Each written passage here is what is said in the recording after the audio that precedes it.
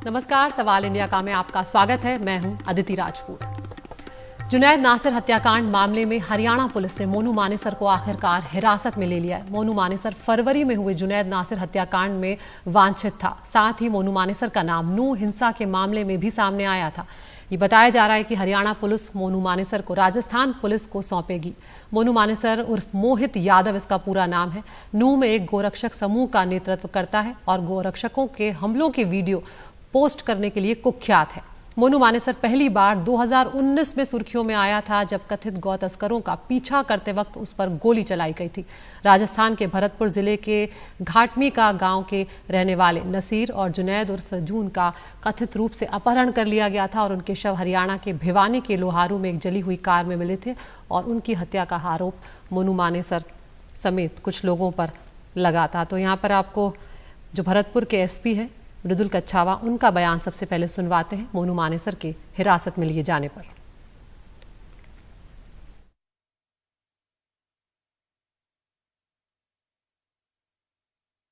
Sir बताएं, मोनू मानेसर को गिरफ्तार किया गया सर, पूरी जानकारी क्या है सर? हरियाणा पुलिस के हमारे साथियों से जो जानकारी हमें मिली है, मोनू मानेसर को हरियाणा पुलिस ने डिटेन किया है। उनके एक प्रकरण में वो वांछित था। वर्तमान में हरियाणा पुलिस की विधिक कार्रवाई जारी है जी, और उनकी विधिक कार्रवाई पूर्ण होने के बाद में जिला डी पुलिस जो है वो अपनी विधिक कार्रवाई शुरू करेगी। मोनू मानेसर अब किसी इंट्रोडक्शन के तो मोहताज है नहीं। आखिरकार हरियाणा पुलिस ने आज मोनू मानेसर को गिरफ्तार कर लिया। मोनू मानेसर की गिरफ्तारी मानेसर से हुई है, यानी वो हरियाणा में ही मौजूद था।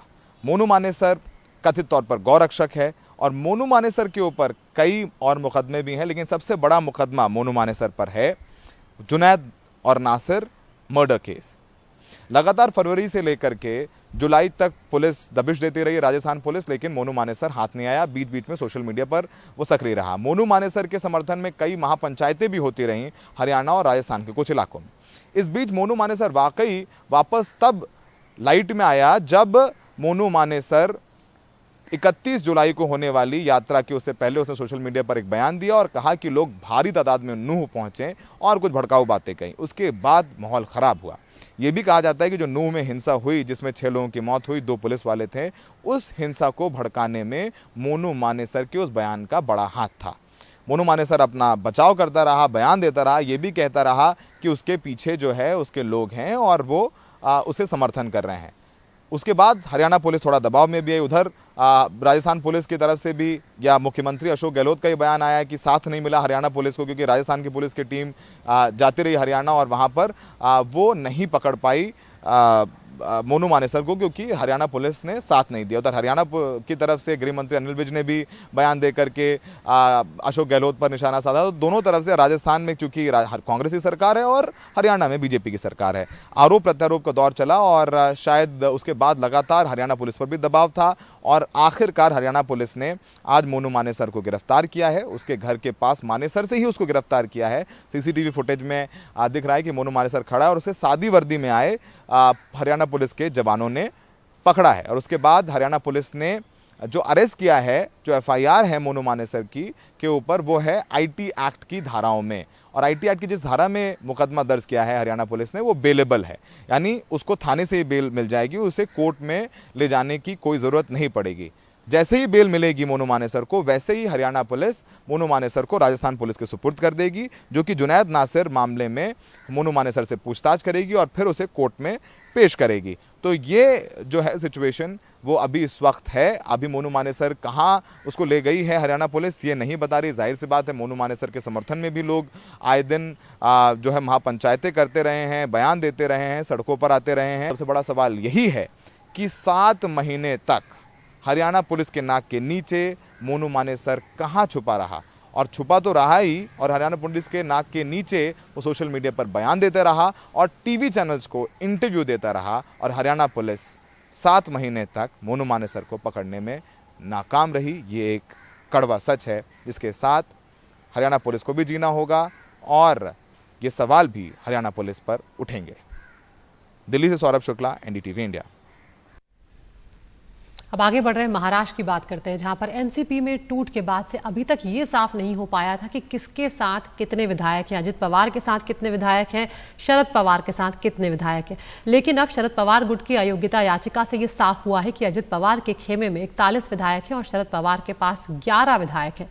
शरद पवार गुट ने दरअसल आपको बताया कि विधानसभा स्पीकर राहुल नार्वेकर के पास याचिका दायर की है और इस याचिका में 41 विधायकों के खिलाफ अयोग्यता की याचिका दाखिल की गई है, जिसके बाद ये तस्वीर साफ हो पाई है। तो लगातार ये सवाल बना हुआ था और दोनों ही गुट अपने साथ ज्यादा विधायकों के होने का दावा कर रहे थे, लेकिन इसके बाद अब कुछ हद तक तस्वीर साफ होती हुई नजर आती है।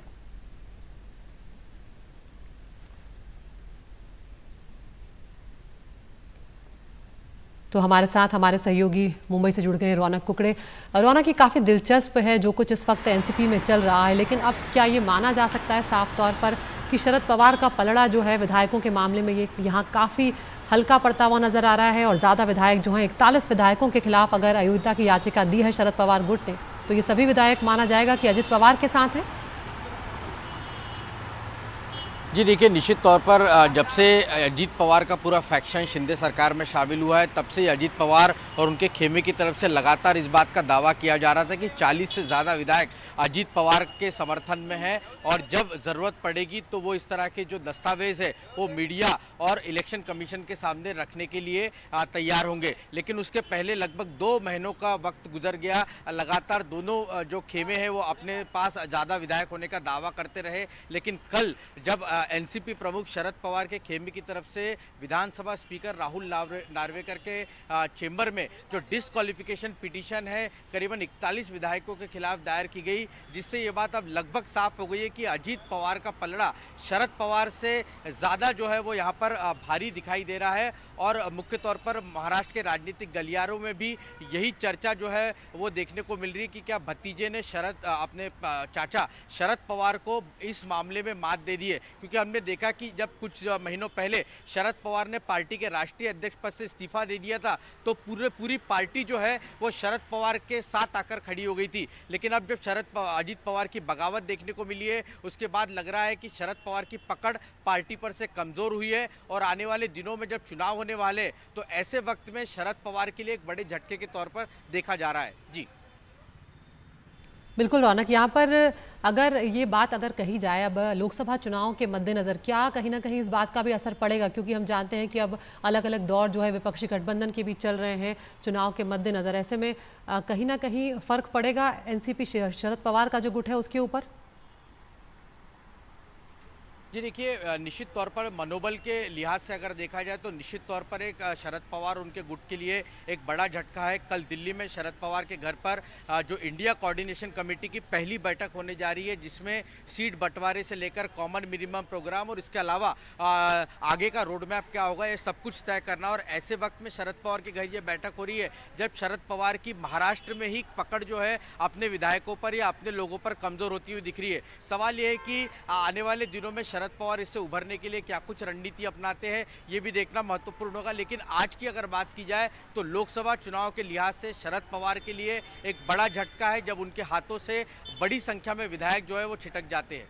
जी बिल्कुल, बहुत बहुत शुक्रिया रौनक इस तमाम जानकारी के लिए। आपके पास हम आते रहेंगे तमाम अपडेट्स के लिए। तो यहाँ पर महाराष्ट्र की राजनीति में बहुत कुछ चल रहा है। शरद पवार का पलड़ा यहाँ पर फिलहाल अजित पवार के मुकाबले कुछ हल्का नजर आ रहा है, लेकिन देखते हैं आगे क्या कुछ होता है। तो महाराष्ट्र की अगर हम बात करें तो इंडिया गठबंधन की समन्वय समिति जो है उसकी बैठक होने वाली है और उससे पहले उद्धव ठाकरे और शरद पवार के बीच एक बैठक होने जा रही है जो बेहद महत्वपूर्ण मानी जा रही है। दरअसल उद्धव ठाकरे और संजय राउत एनसीपी प्रमुख शरद पवार से आज मुलाकात उनकी होनी है और ये भी माना जा रहा है कि सीट बंटवारे का जो फॉर्मूला होगा उस पर भी बातचीत संभव है। हमारे साथ हमारे सहयोगी सुनील सिंह जुड़ रहे हैं। सुनील, अभी हम रौनक से बात कर रहे थे कि किस तरह की स्थिति यहाँ पर एनसीपी शरद पवार का जो गुट है उनकी हो गई है, क्योंकि बहुत ही कम विधायक उनके साथ हैं। ऐसे में शिवसेना और एनसीपी की जो मुलाकात होने जा रही है उद्धव ठाकरे और शरद पवार की, उससे क्या कुछ निकल कर आएगा और यहाँ पे सीटों के बंटवारे पर भी क्या अब एनसीपी को थोड़ा बैकफुट पर आना पड़ेगा? देखिए आज जो है कि उद्धव ठाकरे साथ में संजय राउत थे और शरद पवार की लगभग 1.5 घंटे मीटिंग हुई है शरद पवार के घर सिल्वर ओक पर। उसमें प्रदेश अध्यक्ष जयंत पाटिल जो है एनसीपी शरद पवार गुट के, वो भी वहाँ पर मौजूद थे। 1.5 घंटे की जो चर्चा हुई उसमें जो जयंत पाटिल ने जो अधिकृत तौर पर बताया है वो ये है कि इंडिया अलायंस की जो समन्वय समिति की जो कल जो बैठक होने वाली है उसके संबंध में यहाँ पे चर्चा हुई, और मुंबई में जो पिछले दिनों जो बैठक हुई थी उसमें कुछ बातें तय हुई थी, उसको लेकर चर्चा हुई, और महाराष्ट्र के राजनीतिक हालात पर चर्चा हुई, और उसको लेकर कल क्या क्या विषय वहाँ पर रखने हैं और वो इस बात में शरद पवार से ज़्यादा चर्चा हुई। ये सवाल पूछा गया कि क्या सीट शेयरिंग को लेकर जो एक चल रही है बात, उसकी भी चर्चा हुई, तो उन्होंने कहा इसकी चर्चा आज के मीटिंग में तो नहीं हुई, लेकिन हाँ ये चर्चा जरूर होगी और उसके लिए एक अलग से बैठक की जाएगी, और उसमें एक फार्मूला जो बात तय करने की हुई, जैसा कि आपने सवाल किया कि चूंकि अब भतीजे के सामने कहीं ना कहीं कमज़ोर नज़र आ रहे हैं, तो जब सीट शेयरिंग होगी तो एनसीपी का खास करके शरद पवार गुट के पास कितने सीट जाएंगे, तो उसका साफ तौर पर उनका कहना था कि अभी के जो वर्तमान जो हालात हैं उसमें जो जीता हुआ सीट है वो उस पार्टी के साथ रहेगी, जो बीजेपी जहाँ जीती है वहाँ पर जो दूसरे नंबर पर है उसको दिया जाएगा, प्राथमिकता दी जाएगी, चाहे वो एनसीपी हो, कांग्रेस हो या फिर शिवसेना हो, उद्धव बाला साहब ठाकरे को। तो ये मोटा मोटी ये फार्मूला एक तय है, लेकिन ये है जरूर है कि आगे चल के ये चर्चा होगी। आज की जो बैठक हुई है उसमें कोऑर्डिनेशन के बारे में चर्चा हुई, विषयों के बारे में कुछ चर्चा हुई, और कौन कौन रहेगा। उद्धव ठाकरे को खास कर कुछ बात करनी थी शरद पवार से, वो उन्होंने बातें बताई, लेकिन वो क्या बातें थी वो कहने के लिए उन्होंने इनकार कर दिया। लेकिन एक चर्चा और यहाँ पर है कि जिस तरह से उदयनिधि ने बयान दिया था कि सनातन धर्म को खत्म करना है, उसको लेकर जिस तरह से बीजेपी इंडिया अलायंस को घेर रही है और कह रही है कि इंडिया अलायंस का एजेंडा है कि सनातन धर्म को समाप्त करना है, धर्म को समाप्त करना है, तो क्या उसको लेकर कहीं ना कहीं उद्धव ठाकरे बहुत चिंतित है, क्योंकि उनकी पार्टी जो है हिंदुत्ववादी पार्टी है, और अगर ये बात आती है तो उनके लिए बहुत बड़ा चिंता का विषय हो सकता है। इस पर सवाल पूछा गया तो उन्होंने कहा कि आज के दिन तो उस पर चर्चा नहीं हुई, लेकिन हो सकता है कि कल समन्वय समिति की बैठक में भले ही एक राज्य के नेता ने उठाया है, लेकिन हो सकता है कि कल ये विषय आए और तो वहाँ पर इस पर जरूर चर्चा हो सकती है, क्योंकि समन्वय समिति बनाई इसके लिए गई है कि अलग अलग विचारधाराओं के जब नेता मिले हैं तो उनके कुछ भी अलग मतांतर होंगे उस पर चर्चा हो सके और एक समान विचार लाया जा सके, तो वो जरूर हो सकता है।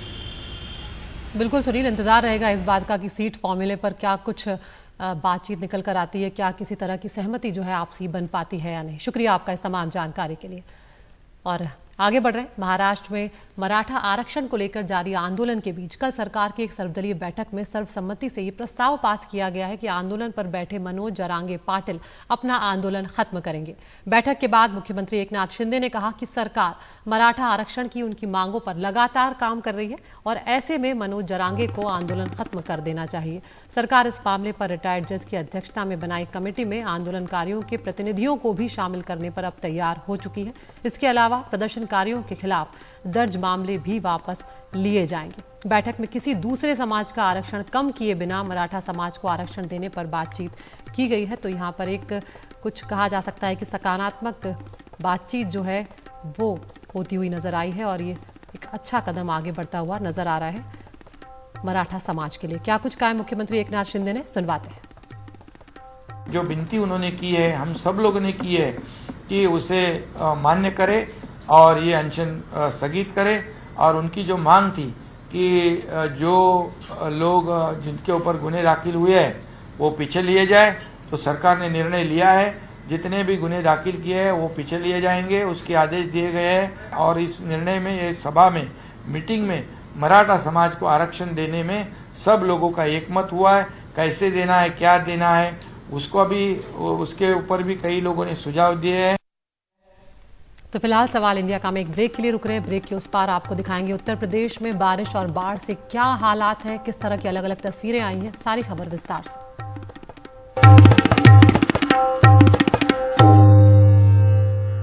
और अब उत्तर प्रदेश की बात करते हैं, जहां पर बारिश से हाहाकार मचा हुआ है। मूसलाधार बारिश के कारण प्रदेश के 10 जिलों के 168 गांव बाढ़ से प्रभावित हो गए। अवध और पश्चिमी उत्तर प्रदेश जो है वहां पर बारिश का कहर सबसे ज्यादा देखने को मिल रहा है। राज्य में बीते 24 घंटों में अलग अलग हादसों में 19 लोगों की मौत हो गई है। हरदोई में सबसे ज्यादा 4 लोगों की जान गई है। उसके बाद बाराबंकी का नंबर है जहां 3 लोगों की जान गई है। अवध के ही प्रतापगढ़ और कन्नौज जिलों में 2-2 लोगों की मौत हुई है। अमेठी, देवरिया, जालौन, कानपुर, उन्नाव, संभल, रामपुर और मुजफ्फरनगर जिलों में एक एक व्यक्ति की जान गई है। मौसम विभाग ने 19 जिलों में भारी बारिश का अलर्ट जारी किया हुआ है। तो तस्वीरों से अभी भी साफ हो रहा है कि उत्तर प्रदेश में फिलहाल हालात अच्छे नहीं हैं। बाढ़ और बारिश से स्थिति बेहद खराब है।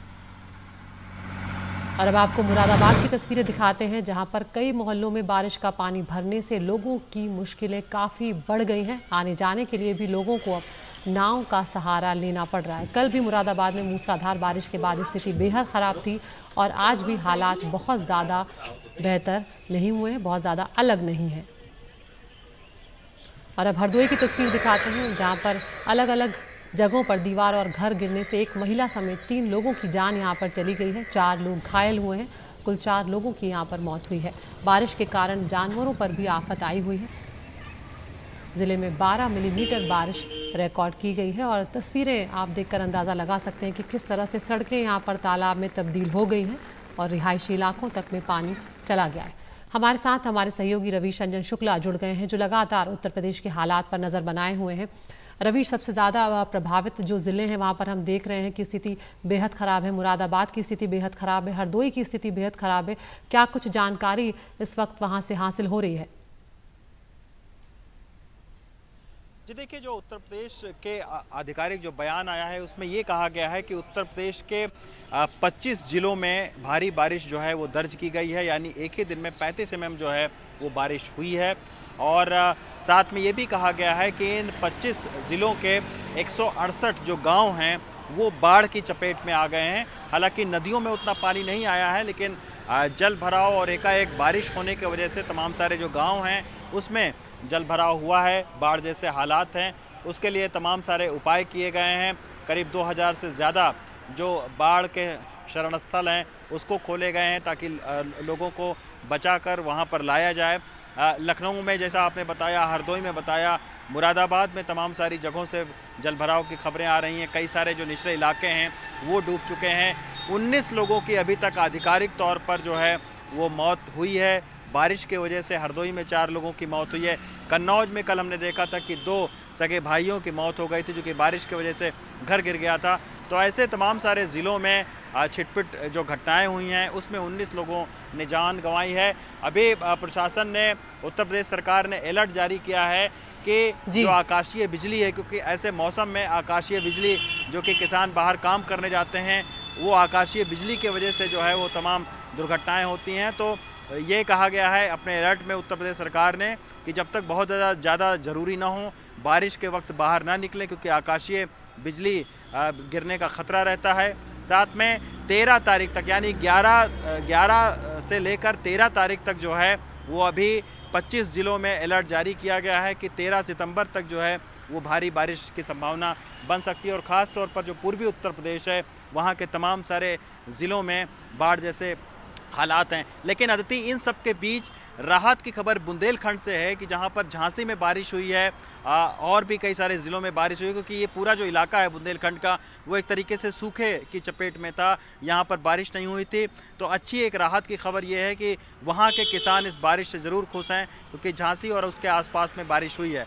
लेकिन इधर जो पूर्वी उत्तर प्रदेश है, पश्चिमी उत्तर प्रदेश के कुछ जो ज़िले हैं, यहाँ पर बारिश की वजह से तबाही ज़रूर मची है, लोगों की ज़िंदगी मुश्किल हुई है। बिल्कुल रवीश, तो एक ही राज्य है लेकिन कहीं पर ये बारिश आफत बनकर आई है तो कहीं किसानों के लिए राहत बनकर आई है। तो फिलहाल मौसम का कुछ ऐसा ही मिजाज जो है वो देखने को मिल रहा है। शुक्रिया रवीश इस तमाम जानकारी के लिए। 2025 में टीबी मुक्त भारत करने का मिशन है, लेकिन शर्मसार करने वाला मामला सामने आया है आर्थिक राजधानी मुंबई से, जहां पर गंभीर टीबी के एक मरीज को पूरे शहर में आईसीयू का बेड तक नसीब नहीं हो सका। मुंबई से 46 किलोमीटर दूर शहर से बाहर जाना पड़ा, लेकिन तब तक बहुत देर हो चुकी थी। हमारी सहयोगी पूजा भारद्वाज की रिपोर्ट। मेडिसिन उसको प्रॉपर मिल जाता तो टाइम पे शी कैन सेव। मेरे को मैं ठीक होगी, भगवान का नाम ले रही थी। मेरे मामी को बोली कि ये सब निकालो, मेरे को खाना खाना है। ये बच्चे यकीन नहीं कर पा रहे कि इनकी मां नहीं रही। 44 वर्ष की मानसी भगत को गंभीर स्टेज टीबी की बीमारी हुई थी। परिवार ने 15 अस्पतालों के चक्कर लगाए, लेकिन पूरे मुंबई शहर में उन्हें एक आईसीयू बेड नसीब नहीं हुआ। फिर शहर से 46 किलोमीटर दूर डोंबिवली के एक अस्पताल जाना पड़ा, पर तब तक बहुत देर हो चुकी थी। She's not only my wife, she is a very उसके ऊपर ही सब डिटेल्स था। बच्चा अभी पत्नी की मौत के गम ने पति की हिम्मत तोड़ दी है, पर सदमा इस बात का ज्यादा है कि आर्थिक राजधानी में टीबी मरीज के लिए एक आईसीयू बेड नहीं। टाइम में कुछ ना कुछ होता तो वो हमारे साथ में होती है, ऐसा होता नहीं था। क्योंकि मैं भी सरप्राइज हो गया, क्या जे बोला तो सब वहाँ पे बड़ा हॉस्पिटल है, सब अवेलेबल रह सकता है, सब हो सकता है। अगर वो मतलब हम प्रैक्टिकल में वो सिचुएशन में गए और जब मैंने डॉक्टर से फाइंड आउट किया कि अरे आइसोलेटेड बेड नहीं है, तुम लोग अलाउड नहीं कर रहे हैं, ऐसे पेशेंट को कैसे छोड़ सकते हैं, उसको ज़रूरत है आइसोलेटेड बेड की, तो डॉक्टर खाली इधर उधर देखते ही रह गए, व्यवस्था ही नहीं है तो हम लोग कैसे करेंगे। तो क्या बोल सकता है मैं गवर्नमेंट से, अगर टाइम पे व्यवस्था होती, टाइम पे सब कुछ मिलता तो she is sitting near by me. बहुत बहुत दुख हो रहा है हमारी मानसी विदाउट मेडिसिन, विदाउट व्यवस्था की वजह से निकल गई।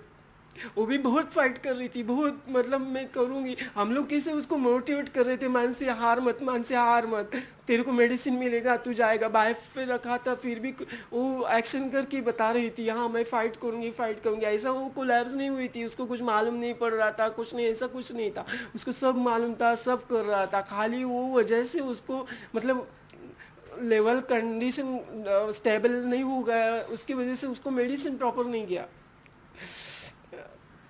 मैं गवर्नमेंट से प्रार्थना करता हूँ ऐसा ना हो, प्लीज आप ध्यान दे दीजिए। टीबी के उपचार के लिए एशिया के सबसे बड़े इस शिवड़ी टीबी अस्पताल में 1000 से अधिक मरीजों को भर्ती करने की व्यवस्था तो बताई जाती है, लेकिन पीड़ित परिवार कहता है कि यहाँ भी आईसीयू बेड नहीं। मृतका के छोटे बच्चे खुद शहर में अस्पतालों के चक्कर काट रहे थे। शिवड़ी टीबी में गया तो मैं वो बोले कि उधर आईसीयू बेड ही नहीं है अवेलेबल, मतलब बेड ही नहीं है उधर। तो बोल रहे थे कि डॉक्टर नहीं है, बेड नहीं है। ऐसा कैसा हो सकता है, ऐसा थोड़ी है। जे हॉस्पिटल है वो 45 एकड़ का है, उधर हॉस्पिटल बिल्डिंग है जे की टीबी के लिए, तो एक वार्ड नहीं हो सकता। ये कैसा है, ये गलत है सब। मैं ठीक होगी, भगवान का नाम ले रही थी। मेरे मामी को बोली कि ये सब निकालो, मेरे को खाना खाना है, भाजी चपाती वरण भात सब लेके आ कल, मैं ये सब निकाल, मेरे को खाना खाना है, मैं हाथ से खाऊंगी, मेरे को बहुत अच्छे से ठीक होना है। पर उसको दिन मेरे को मेडिसिन दो, पर उसका ऑक्सीजन लेवल वजह से उसको मेडिसिन भी स्टार्ट टाइम पे नहीं कर पाए। वेंटिलेटर मिलता था तो उसको टाइम पे मेडिसिन मिल जाता था और वो अभी हम लोग के साथ रहती थी। मेडिकल एक्सपर्ट्स बताते हैं कि कुल टीबी के मरीजों में से 3% ऐसे मरीज होते हैं जिन्हें आईसीयू की जरूरत पड़ती है। मुंबई के सबसे बड़े टीबी अस्पताल जीटीबी में 2 आईसीयू बेड है, रिपेयर का काम लेकिन वहां पर चल रहा है। बीएमसी कह रही है कि 8 आईसीयू बेड और जोड़े जाएंगे, कुल मिलाकर 10 आईसीयू बेड यहां पर शुरू हो जाएंगे। करीब 1 महीने का समय लग सकता है, पर तब तक सवाल ये है कि मानसी भगत जैसे मरीजों का क्या होगा। संडे पूरा दिन और मंडे पूरा दिन लगभग 15 से 20 हॉस्पिटल से कांटेक्ट किया, उधर बेड है कि नहीं। मुंबई जैसे सिटी में, इट्स अ मेट्रोपॉलिटन सिटी, सब हॉस्पिटल से हमको कंफर्मेशन नहीं मिला, बेड नहीं है। कुछ जगह पे बेड अवेलेबल थे एंड वो सेट कि एमडीआर टीबी के लिए पर्टिकुलर हम नहीं अलाउड कर सकते because are patient going to be affect because of that हो सकता है करके। ये सब सिचुएशन थी। दोपहर के बाद, मंडे को दोपहर के बाद एम्स से हमारा कांटेक्ट बढ़ गया। मेरे मामा जी थे, उनके थ्रू वो कांटेक्ट हो गया एंड उनकी पहचान की वजह से एक आइसोलेटेड बेड हमको मिल पाया। तब तक लेट हो गया था, उनका सैचुरेशन खूब बहुत डाउन हो रहा था एंड CO2 लेवल जो थी लंग्स में वो बढ़ रही थी। One more thing will find out कि कुछ आईसीयू बेड कुछ दवाखाने में वो 1 साल से रिपेयरिंग में चले गए, वो भी 1 साल से वो रिपेयर नहीं हो सके।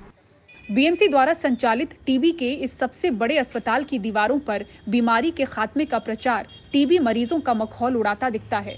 मुंबई से कैमरामैन धनेश के साथ पूजा भारद्वाज, NDTV इंडिया। और अब ग्रैंड मास्टर प्रज्ञानंद की बात करते हैं, जिनका चेन्नई में शानदार स्वागत हुआ। उन्हें बग्घी पर बैठाकर स्कूल ले जाया गया।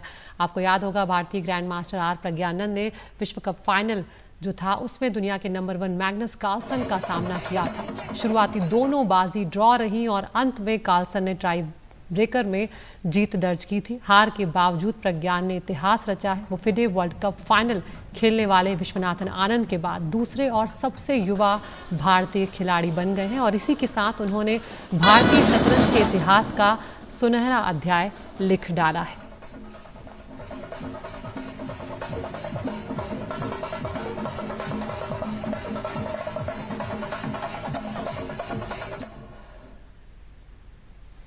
और अब एप्पल के इवेंट की बात करते हैं। सालाना सबसे बड़ा इवेंट जो है वो आज रात 10:30 बजे शुरू हो जाएगा, जहां वो अपना आईफोन 15 सीरीज जो है वो लॉन्च करने जा रहे हैं। पर उससे पहले ये जानते हैं टेक्निकल गुरुजी से कि इस नए आईफोन में क्या बदलाव हो सकते हैं, किन अपडेट्स की उम्मीद की जा सकती है। आज इस एपिसोड में I am gonna show you something super exclusive because in my hands this is the all new iPhone 15 Pro जो कि एप्पल सितंबर में लॉन्च करेगा। I have managed to get dummies of all the upcoming new iPhones. We have the iPhone 15 Pro, the Pro Max, the 15, the 15 Plus, basically everything. और आपको बताने वाला हूं कि क्या नया होने वाला है और क्या कुछ चेंजेस हम एक्सपेक्ट कर सकते हैं इस पूरे लाइनअप में। The first thing which is pretty obvious the moment I had a look was कि यहाँ पे अभी finally in the entire iPhone lineup we are getting the USB-C port. So no more Lightning जो कि iPhone 5 के time पे announce हुआ था, अभी finally it's all USB-C across the lineup. Now one more change is the in-hand feel of these phones because now the edges are slightly curved, on both the sides. तो अगर आपने Pro phone पकड़ा है या Standard 15 पकड़ा है, आपको in-hand feel काफी अच्छा होने वाला है because normally you see with all these new iPhones because of the sharp edges sometimes जब आप लंबे टाइम तक फोन को यूज करते हो तो you will feel कि phone is kind of digging in your palms, but अभी ऐसा नहीं होने वाला है। Another change I can give you is पीछे की तरफ if you see the 15 lineup is with this matte finish. Usually the way Apple does is the base phones like for example the 14 and the 14 Plus they'll have a glossy finish, लेकिन जो Pro वाले phones होते हैं उसमें हमको मिलता है एक matte finish, but this time across the lineup we have a matte feel. तो अभी कुछ Apple नया करने वाला है। And one last thing जो नई होने वाली है जो मैं आपको बता सकता हूँ which is clearly visual from the outside is the new kind of buttons in the Pro lineup. These are not for the standard 15 and the 15 Plus, but in fact for the Pro lineup now I have a different kind of a mute switch. So maybe it's a solid state button जहाँ पे you apply some pressure and then maybe you can use different levels of pressure, gives you different kinds of things. Same thing goes with the volume button because now it's kind of like a single unit, like a bigger capsule giving you the volume up and down options. So हो सकता है कि Apple कुछ नया करने वाला है। अब now we just need to wait till September to find out कि what exactly Apple is planning to pack inside these phones. Cameras कैसे होंगे या डिस्प्ले में कुछ हमको नया मिलता है या नहीं। अच्छा, for a fact I'll give you one more exclusive. Now I'm not sure of this, but the way these dummies were sent to us, and the packing said iPhone 15 Ultra, not iPhone 15 Pro Max. So हो सकता है Apple might change their naming scheme. So this could be iPhone 15 Ultra. तो आज सवाल India का में मेरे साथ इतना ही। नमस्कार।